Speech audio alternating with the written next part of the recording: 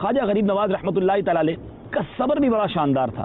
آپ سے اگر کوئی سخت بات کہہ بھی دیتا تو آپ رحمتہ اللہ تعالی علیہ برہم نہ ہوتے، بلکہ اس وقت بھی حسن اخلاق اور خندہ پیشانی کا مظاہرہ کرتے اور صبر کا دامن ہاتھ سے نہ جانے دیتے، بلکہ ایسا محسوس ہوتا جیسے آپ نے نازیبہ بات سنی نہیں ہے. سبحان اللہ. یہ بھی نبی پاک علیہ الصلوۃ والسلام کی سنت پر کیسا شاندار عمل ہے. سرکار علیہ الصلوۃ والسلام کی بارگاہ میں لوگ میرے آقا کو کیا کیا نہیں کہا، یعنی وہ الفاظ ہماری زبان سے ادا کرنا مشکل ہیں. نبی پاک پر پتھر برسائے گئے، سرکار علیہ الصلوۃ والسلام کو لہو لہان کر دیا گیا، مگر میرے آقا انہیں دعاؤں سے نوازتے.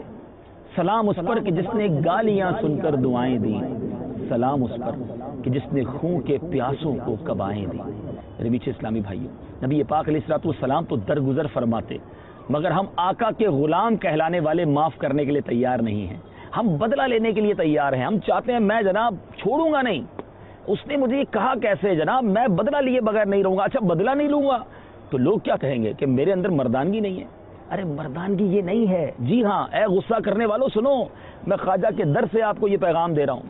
میرے آقا علیہ الصلوۃ والسلام فرماتے ہیں، جس کا مفہوم ہے پہلوان وہ نہیں جو کسی کو لڑائی کے وقت پچھاڑ دے، بلکہ پہلوان وہ ہے جو غصے کے وقت اپنے آپ پر قابو رکھے.